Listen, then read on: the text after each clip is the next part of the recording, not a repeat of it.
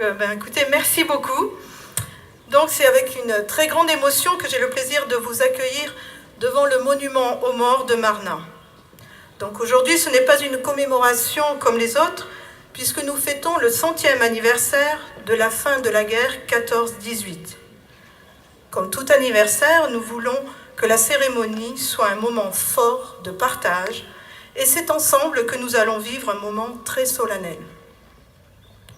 Avant cela, je voulais remercier très chaleureusement de leur présence Monsieur le sénateur Loïc Hervé, Madame la conseillère départementale Marie-Antoinette Métral, Mesdames et Messieurs les élus de Marna et des communes voisines, Madame Arlette de Balme, maire honoraire, Mesdames et Messieurs les officiers représentant la gendarmerie nationale et les sapeurs-pompiers, Messieurs les anciens combattants et porte-drapeaux, Monsieur le Président de la section AFN-UNC Alpes-Marnavougie, François Marchand, Monsieur le chef de cérémonie, Raymond Miolani, Monsieur le Président du Souvenir français, René Garin, Monsieur le Président de l'Amicale des anciens chasseurs alpins Arves-Gifre, Bernard Martinet, Mesdames et Messieurs les musiciens de l'harmonie municipale et de la batterie fanfare, je voudrais aussi saluer tous les jeunes qui sont présents ce matin, jeunes sapeurs-pompiers, cadets de la gendarmerie, enfants des écoles, accompagnés de leurs encadrants et enseignants. Nous avons aussi l'honneur d'avoir la réserve citoyenne de la gendarmerie, je les remercie de leur présence. Et nous avons donc eu aussi la surprise d'avoir parmi nous l'association Militaria Sabodia, en tenue d'époque, et qui ont apporté du matériel de la Grande Guerre.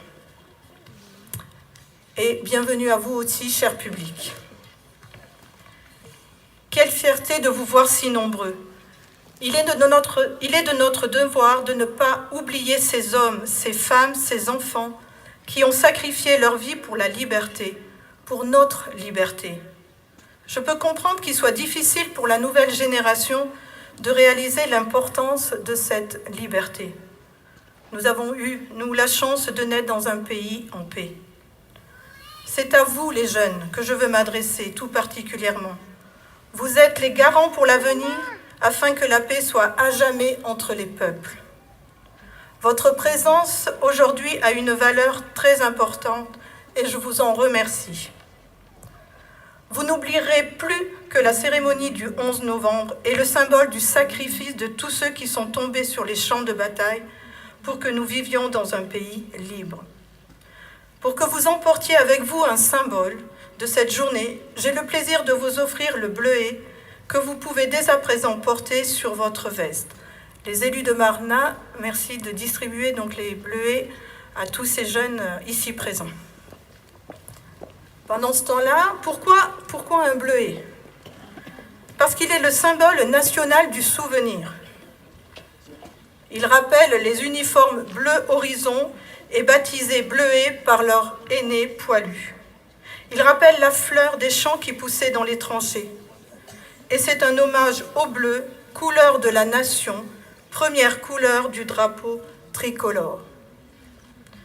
Si vous me le permettez, je souhaite profiter de cet anniversaire pour rendre un hommage à mon grand-père, Eugène Savornin, né le 11 février 1894 et mort le 4 août 1983. Il était une gueule cassée. Il avait pris une balle dans la mâchoire qui l'avait défiguré. Comme beaucoup, mon grand-père n'a jamais voulu parler de ce qu'il avait vécu pendant la guerre. Cette pudeur et ce silence qui en disaient long sur les souffrances.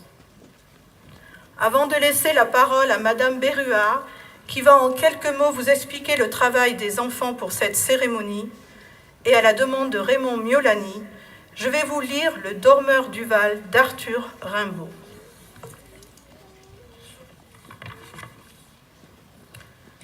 C'est un trou de verdure où chante une rivière, accrochant follement aux herbes des haillons d'argent, où le soleil de la montagne fière, lui, c'est un petit val qui mousse de rayons. Un soldat jeune, bouche ouverte, tête nue, et la nuque baignant dans le frais cresson bleu, dort. Il est étendu dans l'herbe sous la nue, pâle dans son lit vert où la lumière pleut. Les pieds dans les glaïeuls, il dort, souriant comme sourirait un enfant malade. Il fait un somme. Nature, berce-le chaudement, il a froid. Les parfums ne font pas frissonner sa narine.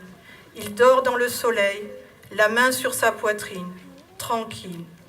Il a 2 trous rouges au côté droit.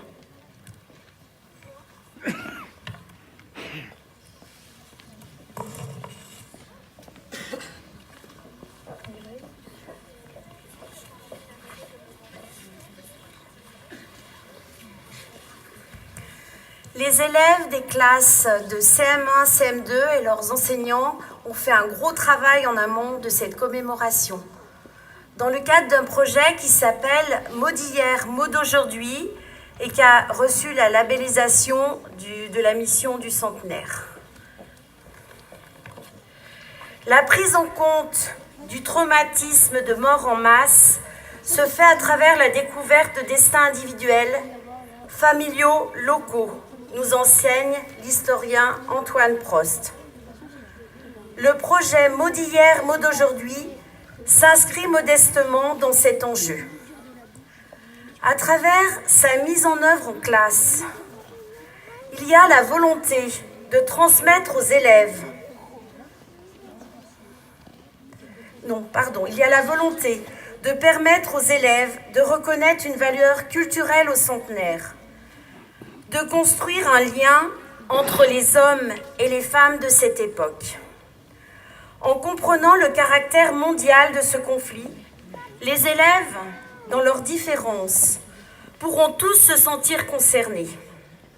En faisant des recherches, archives nationales et départementales sur les soldats de leur commune, ils pourront associer les noms gravés dans la pierre à des parcours de vie individuels.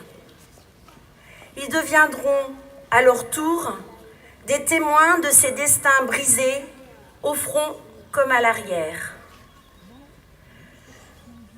Par la suite à ce travail, il y aura une exposition de mise en place dans le hall de la mairie où nous allons retrouver chacun des noms des hommes qui sont sur ce monument. Voilà.